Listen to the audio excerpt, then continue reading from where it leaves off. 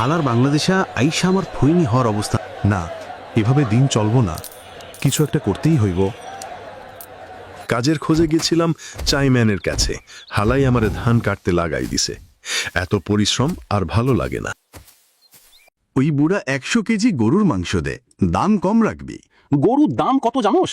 নিলে নে, না নিলে ভাগ, তোর মতো কাস্টমার লাগবো না। তোমার শরীর দেখছো, বলদের মতো খাইয়া খাইয়া কি দেহ খানা বানাইছো। তোমারে আমার রিস্ক সহায় তুললে আমার রিস্ক সহায় ভাঙা যাইব গা। আমি ঢাকায় এসে খুব খুশি। এখানকার মানুষ খুব ভালো। আমার কাচ্চি বিরিয়ানি আর ফুচকা খুব পছন্দ। ঢাকা হল্ক কেন? ঢাকা হল্ক শুধু ভাঙচুর করে। আচ্ছা হল্ক সাহেব, আপনি কি ভাঙচুর ছাড়া আর কিছু পারেন? আর কত খাবি বাবা? খেয়ে খেয়ে তো পেটটা ঢোল করলি, এবার আমাকেও খেয়ে ফেলবি নাকি? You have become fat from eating. How much more will you eat?